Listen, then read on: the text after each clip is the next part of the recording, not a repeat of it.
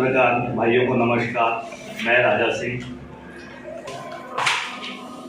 पिछले 2 माह से मैं अपनी वाइफ का चेकअप सुरभि मोबे जी के पास करवा रहा था, तो उन्होंने मुझे एंटी स्कैन की रिपोर्ट करवाने के लिए पायलट डायग्नोस्टिक भेजा, जहां मैं 5/1/2023 को जहां मैंने अपनी वाइफ का चेकअप करवाया, तो वहां पर नरेश मटवानी जी ने उनकी रिपोर्ट में लिखा कि बच्चे की नाक की हड्डी है ही नहीं, नसल बोन बनी नहीं।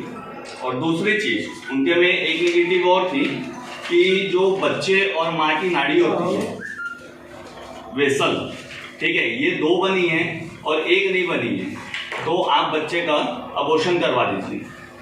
तब फिर उसके बाद मैं सुरभि मैम के पास गया, उनसे मेरी बात हुई, तो उन्होंने कहा अगर ऐसी रिपोर्ट आती है तो बच्चा या तो अपाहिज पैदा होगा या मेंटली डिस्टर्ब होगा। तब मैंने अपने बुजुर्गों से, अपने बड़े आदमियों से चर्चा की। फिर मैं भारत डायग्नोस्टिक किया।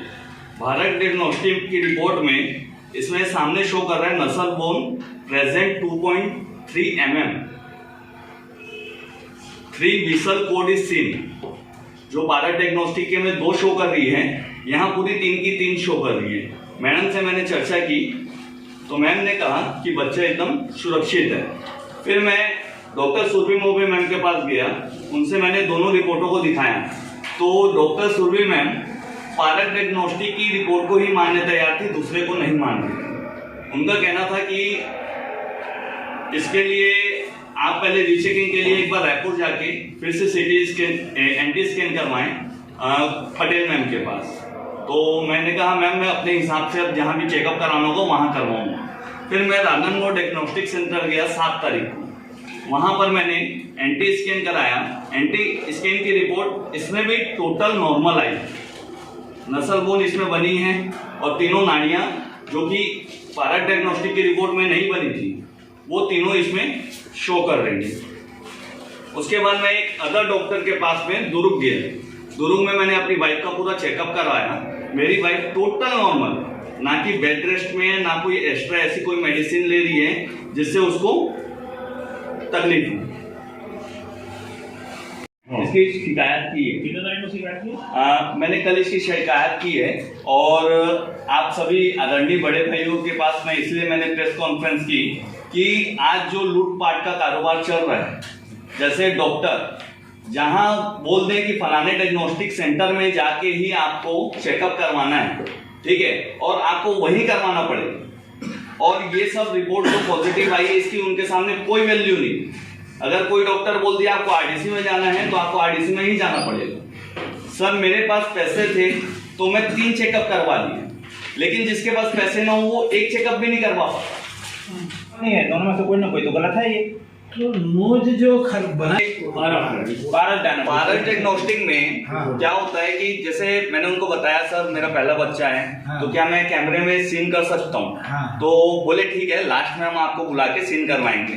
तो मुझे उन्होंने दिखाया ये बच्चे का ऐसा हाथ पैर है, ये बच्चा है आपका, ऐसे पेट में ऐसे घूमता है ये। तो मैंने कहा सर ये स्वस्थ है? तो बोले हाँ, अंदर बोले स्वस्थ है।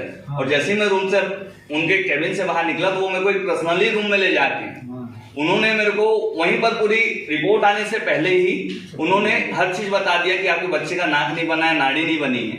और पहले भी मेरी आज एज 30 साल हो रही है, इसमें मेरा MRI भी हो चुका है, CT स्कैन भी हो चुका है एक्सीडेंट टाइम में। तो मैंने किसी भी बस हम यही चाहते हैं जो हमारे संस्था के मेंबर के साथ में हो वो किसी भी परिवार के साथ ना हो। आज हम सक्षम है तो आज हम यहाँ तक पहुँचे, नहीं तो लोग तो यहाँ तक आने के लिए ही सोचेंगे। मैं आपसे दूसरा सवाल, CMHO सर का रिपोर्ट आने के बाद हम कलेक्टर में ज्ञापन सौंपेंगे, सभी पब्लिक को फ्री किया जाए, वो कहीं भी जाकर टेस्ट करवाए, और उसको डॉक्टरों को मानना होगा ताकि वो स्वतंत्र रहेंगे, कहीं बंधे ना रहें। क्योंकि बंधे रहने से क्या, सबकी कहीं ना कहीं साठ गांठ तो दिखती है, इसमें कोई दो मत नहीं है। क्योंकि पर्टिकुलर एक ही जगह का विश्वास करना ये गलत बात है। क्योंकि ऐसा नहीं कि कोई डॉक्टर सीनियर है, कोई जूनियर है, किसी की टैलेंट अच्छी रहती है तो अच्छा से अच्छा सजेस्ट किया जा सकता है। तो हम इसके लिए आगे भी कार्रवाई करेंगे और कलेक्टर जी को ज्ञापन सौंपेंगे कि मेडिकल कॉलेज में इन सब की व्यवस्था अच्छी तरीके से की जाए।